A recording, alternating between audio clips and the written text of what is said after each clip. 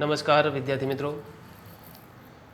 તપોવન science academy આપનું હાર્દિક સ્વાગત કરે છે. હું સતીશ સુજિત્રા લઈને આવું છું આપણા માટે ધોરણ 11 રસાયણ વિજ્ઞાનનું ચેપ્ટર નંબર 11. મિત્રો, છેલ્લા લેક્ચરની અંદર આપણે કાર્બન ડાયોક્સાઇડ વાયુની બનાવટ, એના ગુણધર્મોની ચર્ચા કરી હતી. હવે મિત્રો, આજના લેક્ચરમાં આપણે વાત કરીશું કાર્બન ડાયોક્સાઇડ વાયુના ઉપયોગો. પ્રશ્ન નંબર 57, CO2ના ઉપયોગ જણાવો.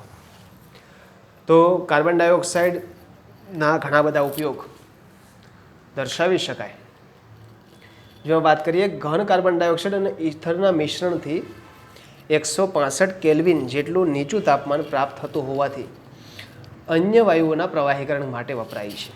ખાસ ધ્યાનમાં રાખવાનું, ઘન CO2 carbon dioxide plus ether, આનું મિશ્રણ જે છે એનાથી 165 કેલ્વિન જેટલું નીચું તાપમાન પ્રાપ્ત કરી શકાય.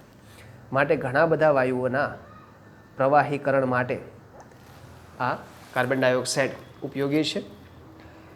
બીજું, ઝડપથી બગડતી ખાદ્ય પદાર્થની જે સામગ્રી હોય છે એને સાચવવા માટે કોલ્ડ સ્ટોરેજમાં શીતક તરીકે પણ વપરાય છે. કોલ્ડ સ્ટોરેજ એમાં શીતક તરીકે ઉપયોગમાં લઈ શકાય, કારણ કે કોલ્ડ સ્ટોરેજની અંદર ખાદ્ય સામગ્રીનો સંગ્રહ કરવામાં આવતો હોય છે અને આ ખાદ્ય સામગ્રી લાંબા સમયે બગડી જતી હોય છે. તો એને ઠંડા વાતાવરણની જરૂરિયાત હોય તો એ ઠંડુ વાતાવરણ ઉત્પન્ન કરવા માટે ઘન કાર્બન ડાયોક્સાઇડ વાયુ ઉપયોગી છે. બીજું, કાર્બન ડાયોક્સાઇડ દહન પોષક કે દહનશીલ ન હોવાથી અગ્નિશામક તરીકે વપરાય છે. આપણને ખ્યાલ છે કે અગ્નિશામકના જે સિલિન્ડર હોય છે તેમાં કાર્બન ડાયોક્સાઇડ વાયુ અને ઘન કાર્બન ડાયોક્સાઇડનો ઉપયોગ કરવામાં આવે છે.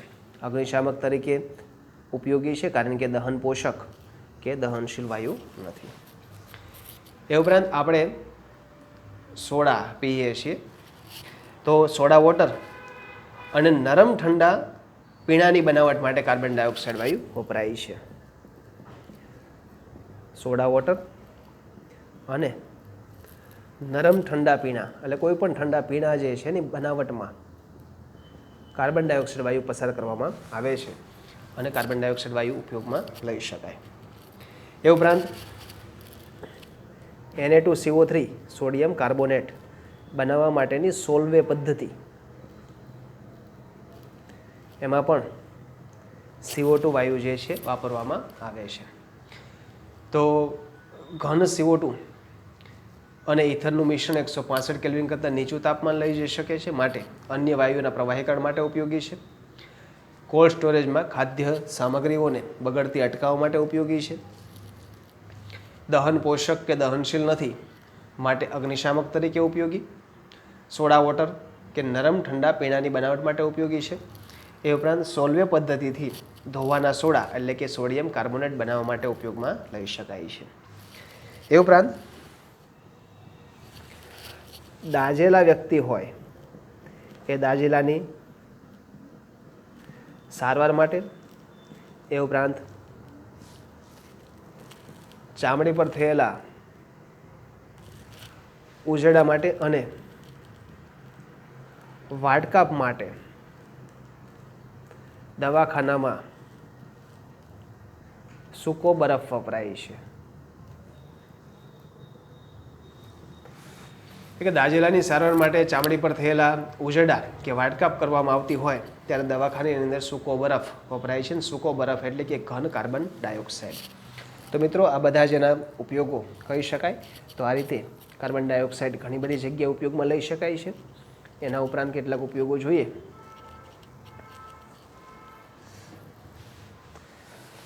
કાર્બન મોનોક્સાઇડની ઝેરી અસરથી, કાર્બન મોનોક્સાઇડ ઝેરી વાયુ છે, એની અસરથી શ્વાસોશ્વાસની, કૃત્રિમ શ્વાસોશ્વાસની ક્રિયામાં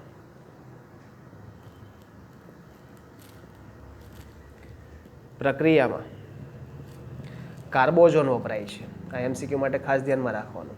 કાર્બોઝોન એટલે કે 95% ઓક્સિજન O2 અને 5% CO2નું મિશ્રણ. બરાબર છે. તો કાર્બન મોનોક્સાઇડની ઝેરી અસરની સારવાર માટે કૃત્રિમ શ્વાસોશ્વાસની ક્રિયા માટે કાર્બોજન ઉપયોગી છે. અને કાર્બોજન એટલે કે 95% ઓક્સિજન વાયુ અને 5% કાર્બન ડાયોક્સાઇડ વાયુના મિશ્રણનો ઉપયોગ કરવામાં આવે છે.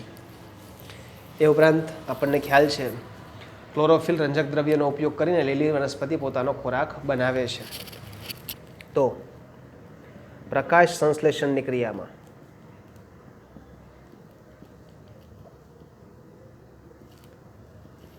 CO2 કાર્બન ડાયોક્સાઇડ અગત્યનો ભાગ ભજવે છે, અથવા તો વનસ્પતિ કાર્બન ડાયોક્સાઇડનો ઉપયોગ કરે છે એવું પણ આપણે લખી શકીએ. એ ઉપરાંત આપણે લોહીની pH આગળ પણ આવી ગયું. લોહીની pH 7.26 થી 7.43 નિયંત્રિત કરવા કાર્બોનિક એસિડની બફર પ્રણાલી હોય છે.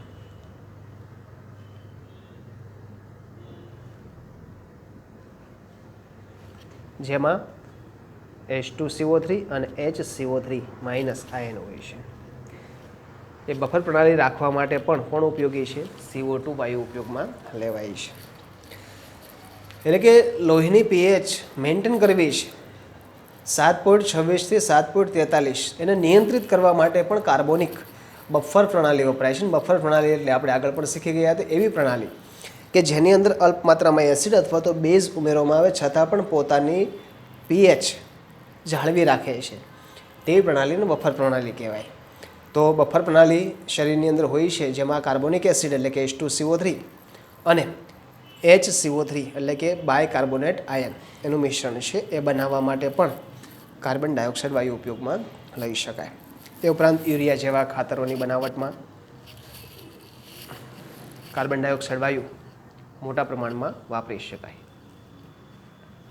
તો ઘણા બધા ઉપયોગો જોયા, જેમાં MCQ માટે ખાસ બફર pH વાળો MCQ, કાર્બોજન સૂકો બરફ વાટકાપ માટે જે વપરાય છે, સોલ્વે પદ્ધતિની અંદર કાર્બન ડાયોક્સાઇડ વાયુ ઉપયોગી છે.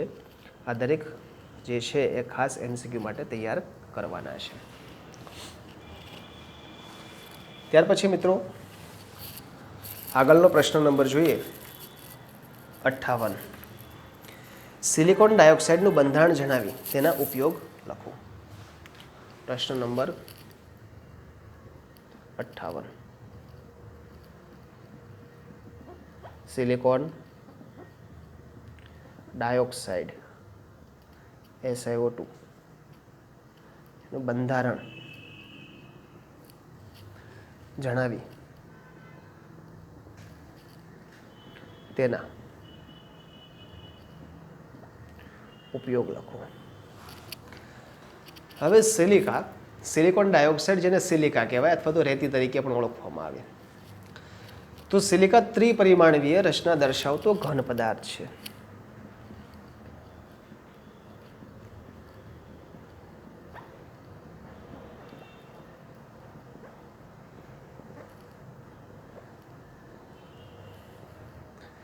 સિલિકોન અથવા તો સિલિકા ત્રિપરિમાણીય રચના દર્શાવતો ઘન પદાર્થ છે.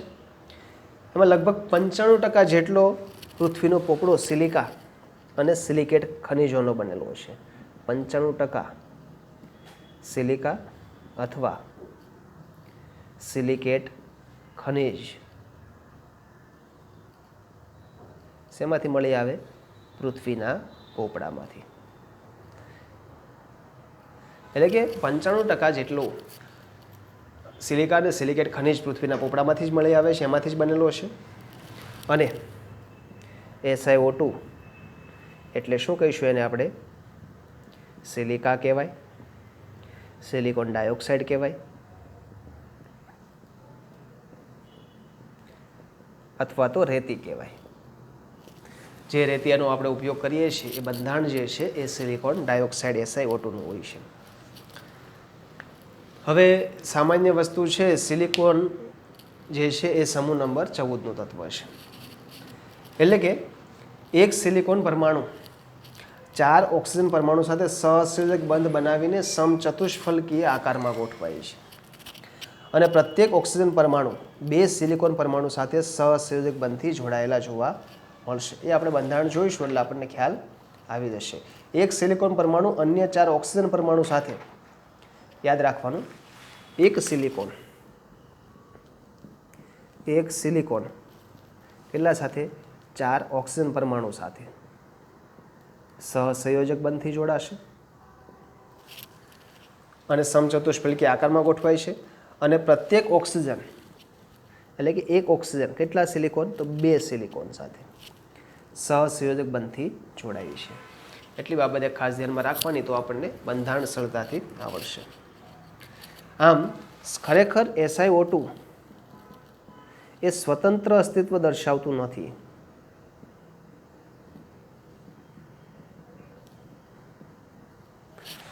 બરાબર, પરંતુ અસંખ્ય અણુઓ જોડાઈને વિરાટ સ્ફટિક રચના દર્શાવે છે.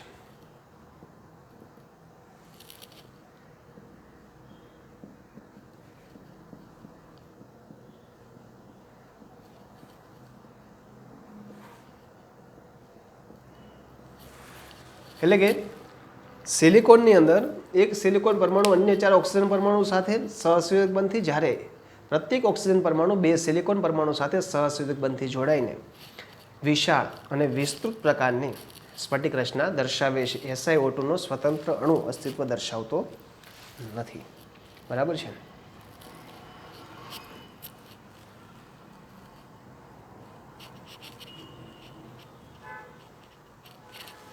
એ ઉપરાંત સિલિકોન અને ઓક્સિજન પરમાણુઓ એકાંતરે ક્રમમાં 8 સભ્યોનું વલય બનાવે છે.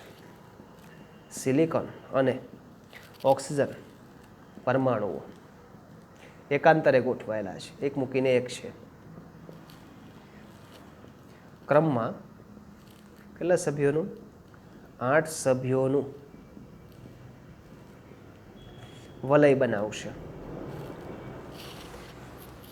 શુદ્ધ સિલિકા હોય તો 22 કરતાં પણ વધુ વિવિધ સ્વરૂપો એનો જાણીતા છે. એટલે કે જુદા જુદા સ્વરૂપની અંદર એની ગોઠવણી થાય તો 22 કરતાં પણ જુદા જુદા સ્વરૂપો જાણીતા છે. જેમાં સ્ફટિકમયની વાત કરીએ તો સ્ફટિકમયની અંદર આવે ક્વાર્ટઝ, ટ્રાયડાયમાઇટ, ક્રિસ્ટોબેલાઇટ વગેરે. જ્યારે અસ્ફટિકમય સ્વરૂપની વાત કરીએ તો છે સિલિકા જેલ અને કેસેલ ગુર. આ બંને MCQ માટે ધ્યાનમાં રાખવાના.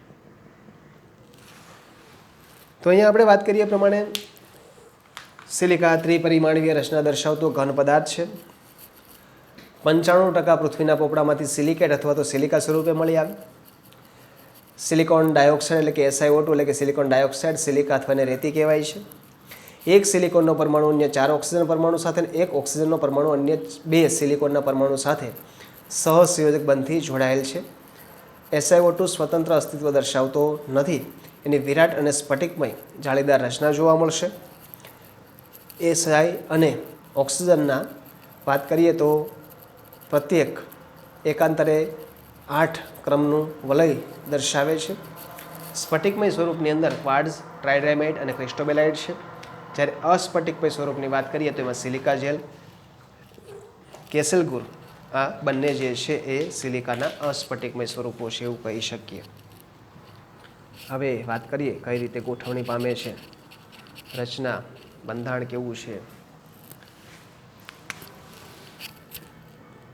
આ સિલિકોન એની 4 સંયોજકતા, ઓક્સિજનની સંયોજકતા 2, સિલિકોનની 4 સંયોજકતા, ઓક્સિજનની સંયોજકતા 2, આ સિલિકોન,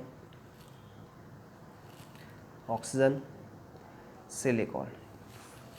હવે અહીંયા ફરીથી આવશે ઓક્સિજન.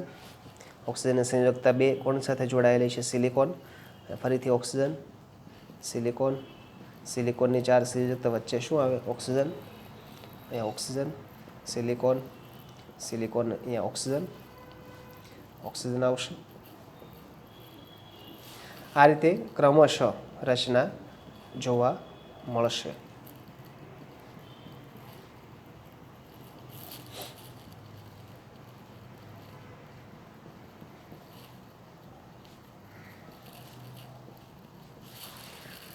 તો આ પ્રકારની રચના જોવા મળશે. એમાં પ્રત્યેક સિલિકોન અન્ય 4 ઓક્સિજન 1, 2, 3 અને 4 ઓક્સિજન સાથે જોડાયેલ છે સહસંયોજક બંધથી. પ્રત્યેક ઓક્સિજન 2 સિલિકોન સાથે સહસંયોજક બંધથી જોવા મળે છે અને આ પ્રકારની સંપૂર્ણ રચના દર્શાવે છે. તો ખરેખર જાળીદાર પ્રકારની સ્ફટિકમય રચના જોવા મળે. અસ્તિત્વ સ્વતંત્ર અણુ અસ્તિત્વ દર્શાવતો નથી. સિલિકા જેલ ખાસ અગત્યનો શબ્દ આવ્યો છે હમણાં જ. અસ્ફટિકમય સ્વરૂપ સિલિકા જેલ. તો મુખ્ય ઉપયોગ જે છે એ સુકવણીકારક તરીકે છે, ઉદ્દીપક તરીકે પણ વપરાય છે અને ક્રોમેટોગ્રાફી પદ્ધતિમાં પણ વપરાય છે. એમાં પણ આ મદદ કરતા હશે. આપણે ઇલેક્ટ્રોનિક સાધનો તમે જોયા હશે, નવું પેકિંગ હોય ઇલેક્ટ્રોનિક સાધનોનું, ત્યારે અંદરથી નાની એવી પડીકી જોવા મળે, બરાબર છે, વ્હાઇટ કલરની હોય છે. એ જે છે એ સિલિકા જેલ હોય અને મોટા ભાગેનો ઉપયોગ ઇલેક્ટ્રોનિક સાધનોમાં કરવામાં આવે.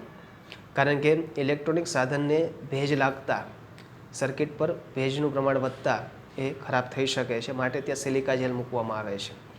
પરિણામે સિલિકા જેલ એ વાતાવરણના ભેજનું શોષણ કરે અને એની અસર ઇલેક્ટ્રોનિક સાધન ઉપર થતી અટકાવે છે.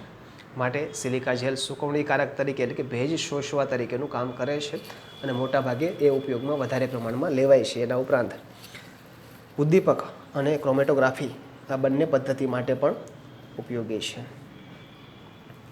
ક્વાર્ટઝ જે છે એ દાબ વિદ્યુત પદાર્થ તરીકે વપરાય છે.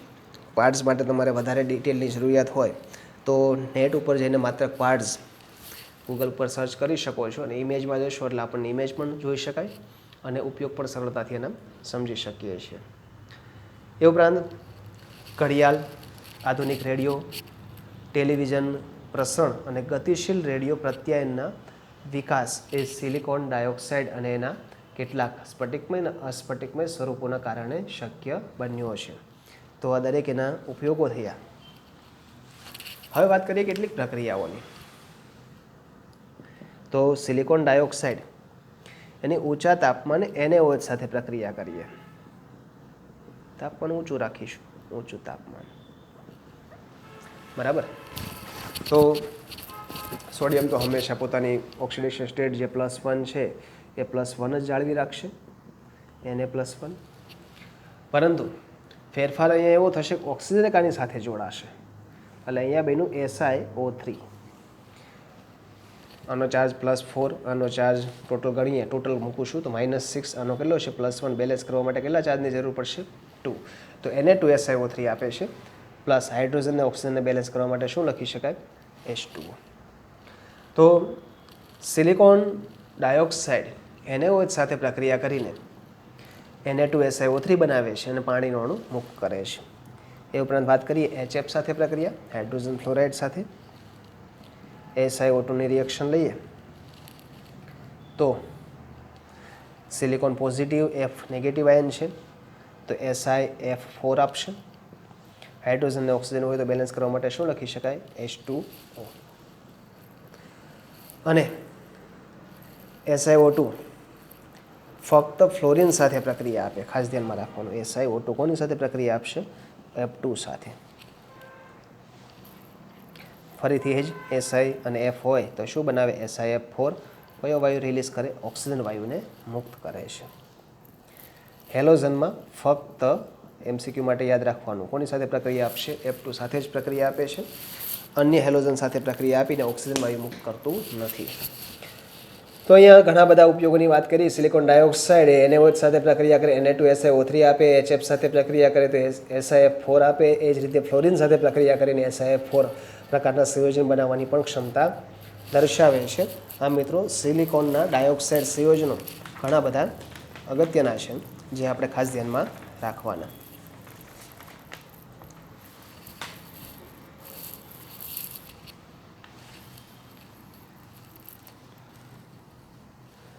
એ ઉપરાંત 59 નંબરનો પ્રશ્ન પણ આની સાથે જ છે તો સાથે લઈ લઈએ. સિલિકાના ઉપયોગ. હવે રેતીના ઉપયોગ પૂછે તો લખવાની કંઈ તાણ ન હોય, ઘણા બધા ઉપયોગો લખી શકાય. તો એક તો હમણાં જ આપણે વાત કરી દાબ વેજ્યુ સ્ફટિકની અંદર વપરાય છે, ટ્રાન્સડ્યુટર તરીકે ઉપયોગમાં લેવાય છે. તો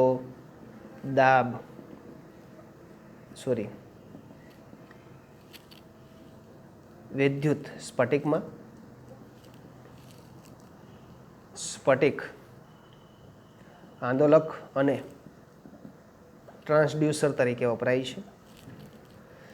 પ્રયોગશાળામાં વપરાતા કાચના સાધન એની બનાવવા માટે ઉપયોગી છે. એ ઉપરાંત લેન્સ, પ્રિઝમ બનાવવા માટે ઉપયોગમાં લેવાય છે. એ ઉપરાંત સ્પેક્ટ્રોફોટોમીટરના સેમ્પલ સેલ બનાવવા માટે સેમ્પલ સેલ એટલે શું? એક ચોરસ ક્યુબ હોય છે. એ ચોરસ ક્યુબ જે છે એની અંદર સેમ્પલ કલેક્ટ કરવામાં આવે છે, તો એ બનાવવા માટે વપરાય છે. એ ઉપરાંત હમણાં સિલિકા જેલની વાત કરી.